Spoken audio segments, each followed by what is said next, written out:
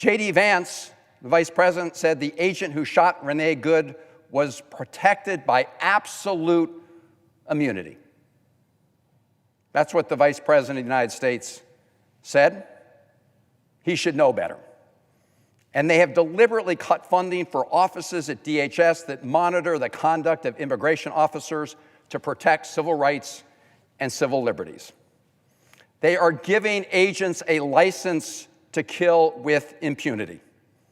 Secretary Noem should be fired immediately. If not fired, impeached. Stephen Miller has now tried to point the finger at others when he has been the ringleader in the White House. He should be fired. DHS operates at the direction of the White House, of the president, with orders to meet arbitrary quotas, to detain and deport, not just the worst of the worst, but anybody. They conduct masked raids in unmarked vehicles and refuse to show identification. They arrest people without warrants, use force to enter homes, and lock people up without due process. They sweep up citizens, legal immigrants, and immigrants without deportation orders. And when they're confronted with their abuses, they lie. They tell us not to believe what we see with our own eyes. Mr. President, I want to salute the people in Minneapolis and across the country, including in Maryland, who are taking videos and working to hold these federal forces accountable. Think about what would have happened if there was no video in these cases. These videos have complicated the Trump administration's effort at a cover-up, even as the Trump administration refuses to work with state and local law enforcement to investigate these killings. In my state of Maryland, DHS lied about the circumstances surrounding a non-fatal shooting, and they were exposed in their lies because of a local county investigation that showed that DHS was plain wrong. DHS has restricted access to detention centers, preventing congressional oversight into inhumane conditions where we know at least 30 people have died in custody, including one death in Texas that has been ruled a homicide. And as they view the actions of peaceful protesters and observers as a personal offense, they've reacted with violence and labeled them domestic terrorists for practicing their constitutional freedoms and rights. In Minnesota, these federal agents hurl chemical irritants at peaceful crowds who are simply exercising their First Amendment rights to freedom of assembly and peaceful protest. They view whistles as weapons. In Portland, they claim to be threatened by people wearing frog costumes. My colleagues, Republicans in Congress, have fueled this surge in illegal activity by exploding the DHS budget with $165 billion as part of what Donald Trump called the big, beautiful bill. Remember, that's the bill where the richest people in the country were given permanent tax cuts. That's the bill that made deep cuts in health care for tens of millions of Americans. And in that bill was also this huge slush fund for DHS. ICE by itself is now the nation's highest funded law enforcement agency and has more funding than the militaries of most countries in the world, including Italy, Israel, and Brazil. ICE by itself has more funds than the armies for those countries. And now they're spending those funds to hire more agents and putting more of them out on the streets with limited training. They're preparing to turn warehouses into so-called processing sites and detention centers, including one in my home state of Maryland, doing it against the will of the community. We see DHS spitting in the face of local communities across the country. In Maryland, we had a rally with hundreds of people on a very cold day, sending a message to ICE and to the Trump administration that the people in that community did not want a warehouse for detainees right there. Within days of that demonstration, the Trump administration, ICE, signed a deal where they purchased for $100 million of our taxpayer money to purchase a warehouse where they say they can keep up to 1,500 detainees. I can tell you Maryland taxpayers don't want their monies going to that purpose. And I'll bet you the great majority of taxpayers around this country don't want to see their tax dollars used in that way as well.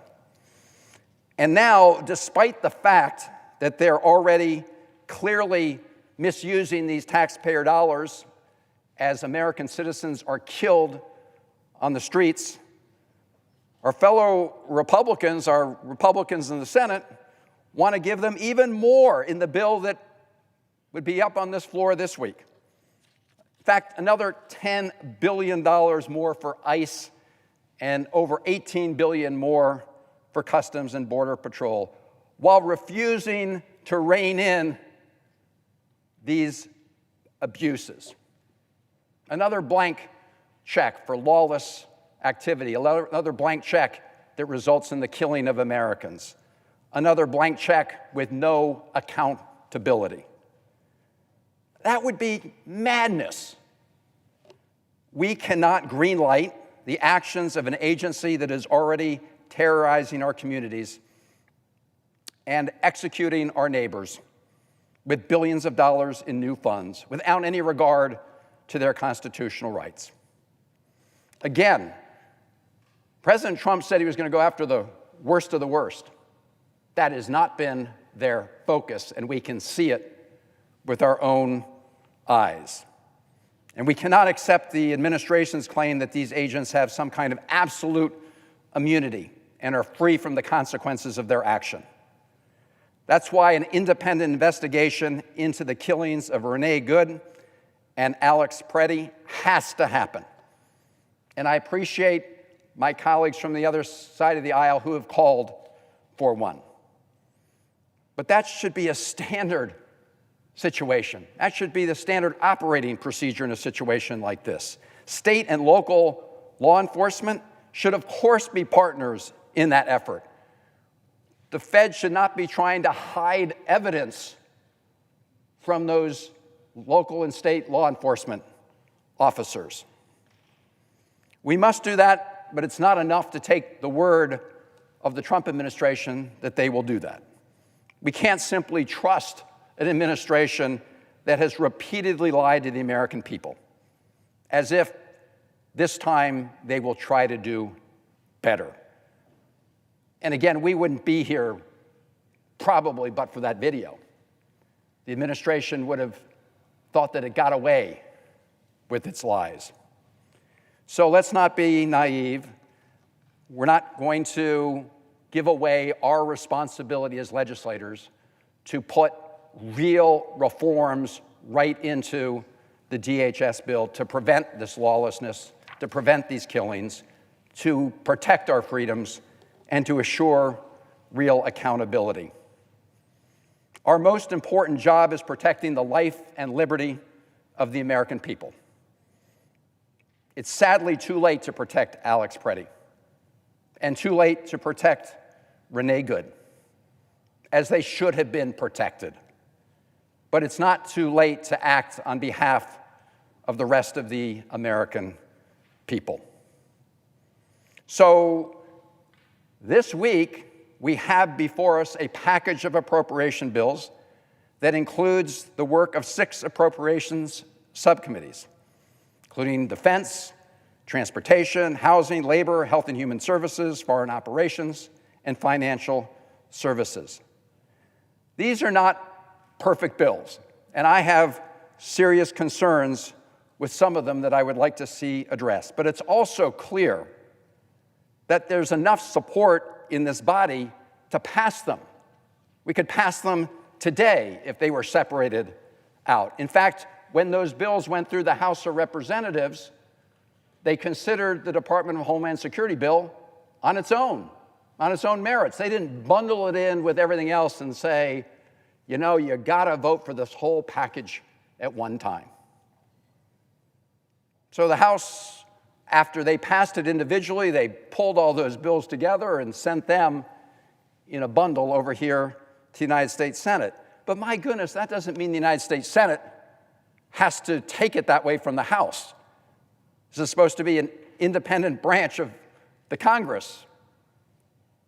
I don't know why we would surrender our responsibilities to the House of Representatives, and they should get right back into Washington if we change this bill and pass it to prevent a shutdown of those agencies. That's their responsibility.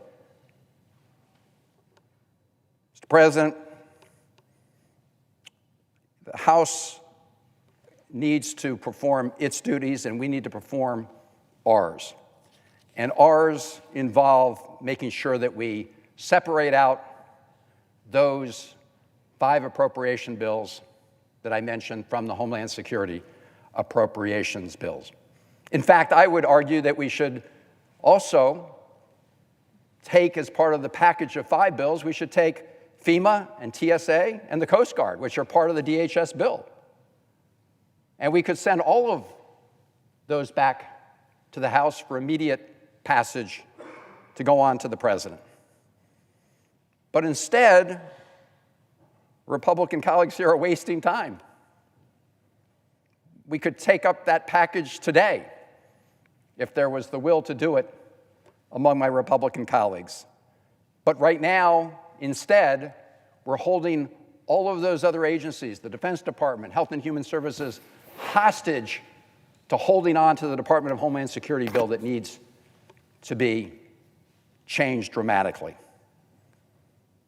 I don't think that a single person in this body would argue against deporting those who have committed serious crimes, the worst of the worst.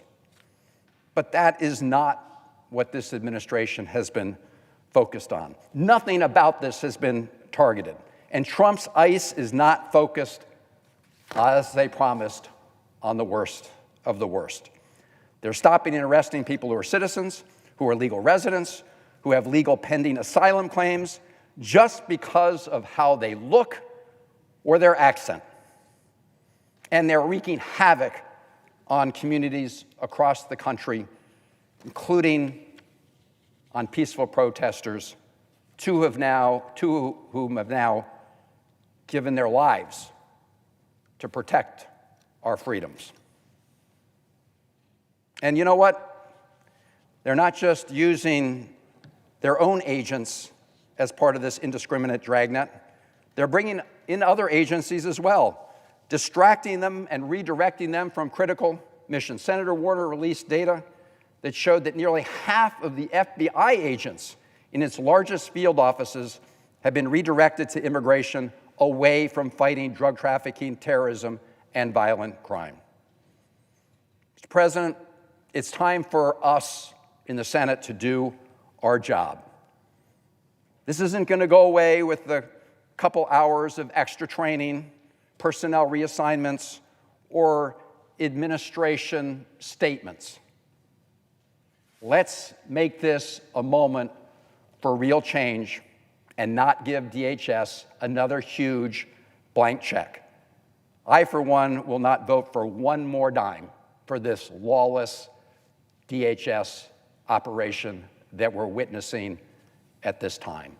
And I yield the floor.